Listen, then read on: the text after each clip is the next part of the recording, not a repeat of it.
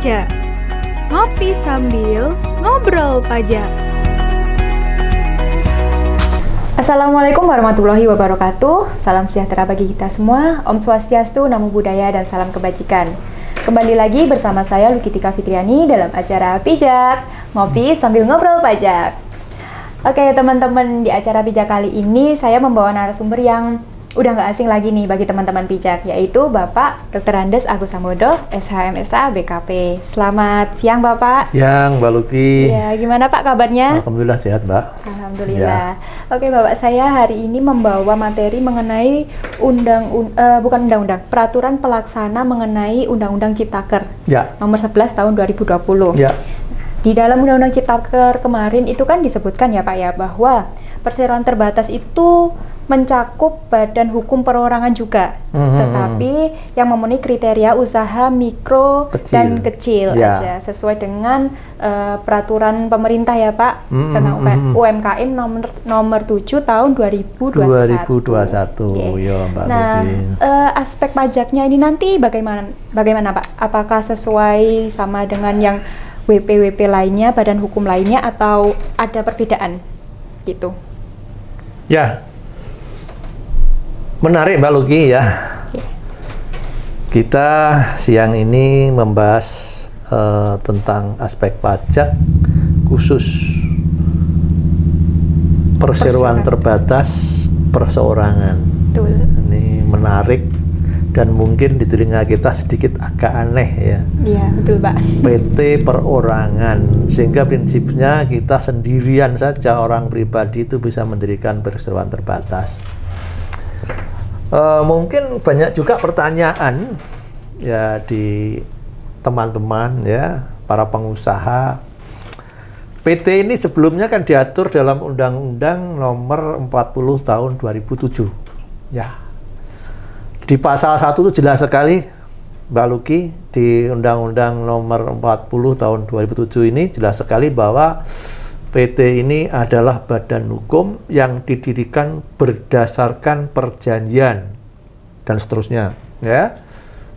Berdasarkan perjanjian berarti minimal untuk bisa mendirikan PT itu harus dua subjek hukum, dua orang atau dua subjek hukum ya. Ini yang perlu dipahami. Atau dua badan hukum ya, orang pribadi atau badan hukum itu prinsipnya bisa mendirikan PT. Itu ketentuan yang ada di Undang-Undang nomor 40 tahun 2007 tentang perseroan terbatas.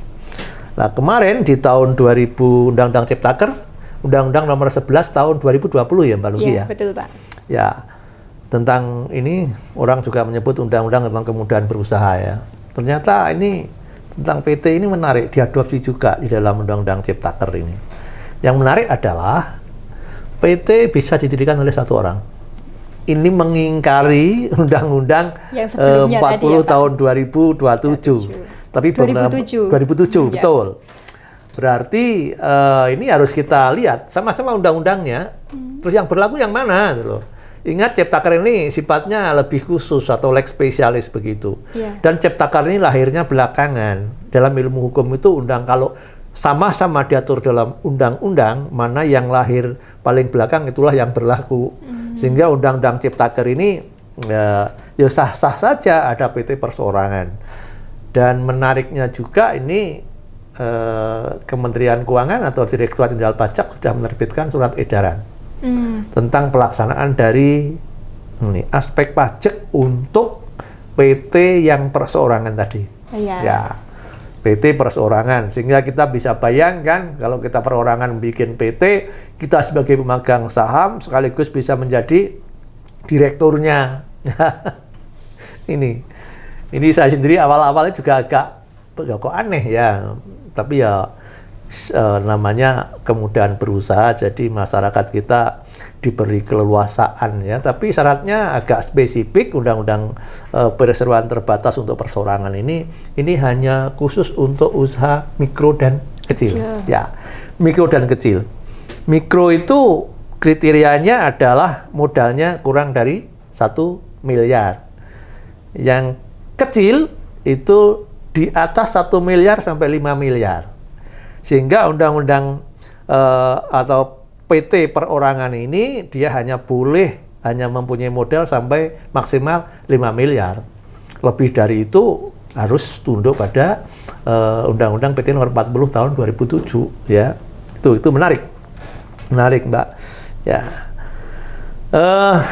Tadi kriterianya itu ya. Iya. Pendiriannya ya saya pikir ya sama dengan kita mendirikan PT, harus ada akte ya, akte notaris, dan harus mendapatkan pengesahan. Karena ingat, PT perorangan ini subjek hukumnya terpisah dengan pendirinya.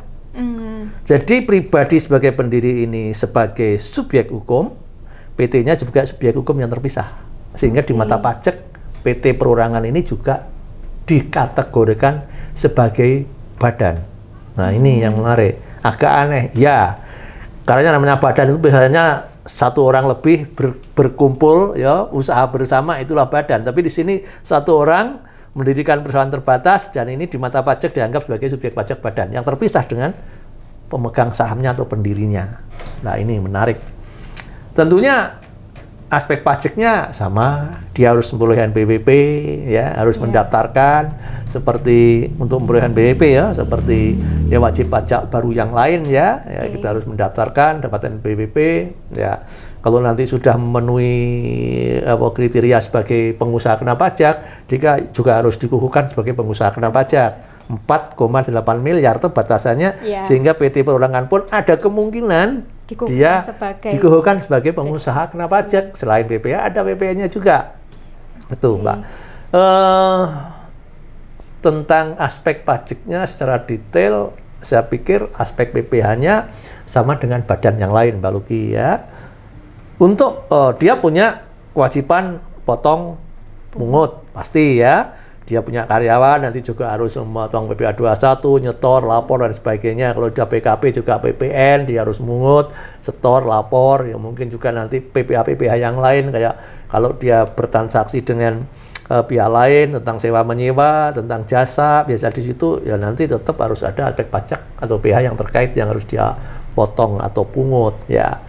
Menarik, ini perhitungan pajak di akhir tahunnya seperti apa PT Perorangan ini? Perhitungan pajaknya ya kita tahu di pajak itu ada istilah ini, wajib pajak dengan peredaran bruto tertentu ya. Ya. Orang banyak mengatakan itu pajak untuk UKM begitu ya, UMKM. Ya, itu batasannya 4,8 miliar. Cuman sekarang untuk menghitung pajaknya PT Perorangan ini dia boleh milih tunduk pada pembukuan, sehingga dia harus menyajikan neraca, laba rugi, nanti labanya berapa, itu yang menjadi objek pajak di akhir tahun, atau dia tunduk pada PP 23 ya, yang pajaknya 0,5% dari omset bersifat final. Monggo tinggal pilih ya, pilih pembukuan atau pilih tunduk pada PP 23 itu ya. Tapi setelah melebihi 4,8 miliar nggak boleh lagi pakai PP 23 ya. Harus pakai pembukuan. Sama jangka waktunya juga ya, Pak? Jangka waktunya, betul. Sehingga mau nggak mau PT Perorangan pun nanti suatu saat dia harus pembukuan untuk kepentingan pajak. Yang kepentingan pajak harus pembukuan nanti.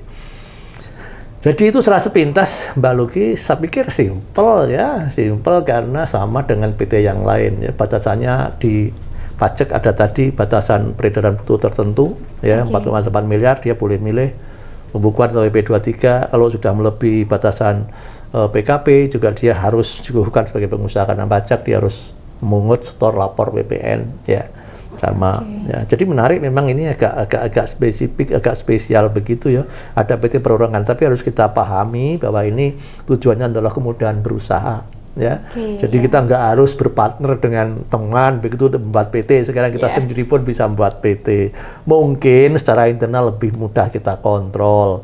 Ada kerugian untuk kita sendiri yang menanggung. Tapi kalau sudah lebih dari 5 miliar modalnya, ya jangan sendirian lagi. harus ada partnernya. Ya, itu tunduk pada Undang-Undang PT Nomor 40 tahun 2007. Jadi jangan diartikan bahwa dengan adanya Undang-Undang Ciptaker ini, Undang-Undang PT yang lama dianggap tidak berlaku. Tidak. Sifatnya melengkapi saja, memperluas yang belum diatur gitu ya, yang belum diatur dalam Undang-Undang 40 2007. Jadi sama aja ya Pak ya dengan badan usaha PT yang lain. Yang lain. Gitu. Jadi Jadi cuma bedanya pemegang saham itu sama dengan direkturnya tadi ya Pak Iya, ya? bisa merangkap direkturnya, ya komisarisnya dia sendiri. Ya, iya. Oke Pak, silakan diminum dulu Ya, kopinya ya. karena kita masih sedikit lagi pembahasannya. Ya. Biar nggak ngantuk juga ya Pak. Ya. Nah, oke Pak Agus, tadi pendaftarannya itu kan Ya. sama dengan badan usaha lain, wajib Betul. pajak yang lain. Jadi kita bisa daftar di e-registrasipajak.co.id dan formulirnya lampirannya juga hampir sama ya Pak ya? Sama, ya. Melampirkan fotokopi KTP, ya kalau dari pendirinya ya. ya KTP dan NPWP ya Pak ya. ya. Terus fotokopi pendirian badan usahanya ya Pak Ya, ya. jadi pribadinya harus NPWP dulu ya. Oke. Nah, terus juga ini akte pendiriannya yang dari notaris itu juga harus dilampirkan, Pak. Oke, ya. Simple, ya. Jadi lebih apa ya Pak, mempermudah ya Pak, karena ini kan kemudahan berusaha. Iya, undang-undang cetaker kemudahan berusaha, ya. Oke Pak, mungkin ada yang mau Bapak sampaikan lagi? Ya, untuk teman-teman pengusaha atau calon pengusaha ya, kalau mau perluas bisnisnya, ya sekarang kalau mau bentuk entitas baru, ya tidak harus kita bergabung dengan teman kita. Undang-undang tentang atau perseroan tentang perseorangan ini bisa kita dirikan ya oleh diri kita sendiri, ya. Mungkin ini lebih simpel, lebih praktis, lebih mudah kita kontrol, ya. Tentunya terlepas dari situ ya banyak kekurangannya juga ya. Kalau kita mau misalkan ikut tender, misalkan begitu ya. Ya kalau perorangan kayaknya modalnya hanya sampai 5 miliar sih. Iya. Ya kurang bisa leluasa. Ya. Tapi untuk mempermudah kita untuk memulai usaha kita, ya teman-teman bisa memanfaatkan ini perseroan terbatas perseorangan. Ya. Saya kira itu Mbak Luki. Oke, saya kok hampir kelupaan ya Pak. Ya. Yang paling penting ini nih Pak, kalau biasanya ini kan direktur sama dengan pemegang saham ya Pak ya. Pasti kan ini ya Pak, ambil uang itu terserah direkturnya kayak gitu. Kalau di PT badan usaha gitu mengambil uang di perusahaan berarti kan dividen ya Pak ya. Kalau yang untuk perusahaan perseroan ini tadi perorangan ini. Ya, perorangan ini apakah dianggap sebagai dividen juga atau prive seperti CV gitu Pak? Ya, sama Mbak, sama dengan PT ya.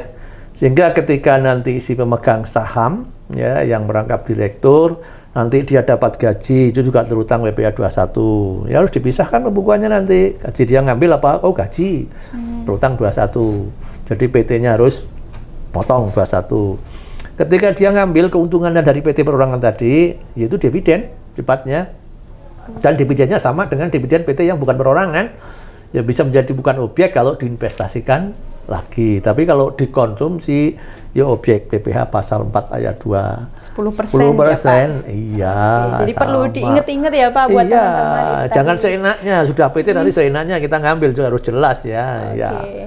Ya itu teman-teman tambahan dari Pak Agus ya untuk dividennya perseorangan ya Pak. Perseorangan Ya, itu sama dengan perusahaan terbatas yang lainnya. Ya. Kalau diinvestasikan berarti tidak terutang PPh. Terutang PPh. Kalau dikonsumsi ya. itu menjadi objek PPh pasal 4 ayat 2. Ya. Jadi objek pajaknya itu sama semua kalau sudah menjadi perseroan terbatas ya Pak ya. Ya. Nah, oke teman-teman, terima kasih ya Pak Agus makasih, atas Mbak. waktunya. Saya mau menutup acara ini. Ya. Terima kasih ilmunya juga ya Pak sudah mau sharing sekali lagi dengan teman-teman. Ya. Oke teman-teman, jangan lupa like, komen, dan subscribe di akun Cipta Sarana Cendekia, dan jangan lupa follow akun Instagram kami di @ciptasaranacendekia, dan ada juga nih TikTok kita di Cipta Sarana Cendekia. Oke teman-teman, saya Lukitika Fitriani, host Pijak kali ini pamit undur diri. Apabila ada kekurangan saya mohon maaf. Wassalamualaikum warahmatullahi wabarakatuh. Pijak, ngopi sambil ngobrol pajak.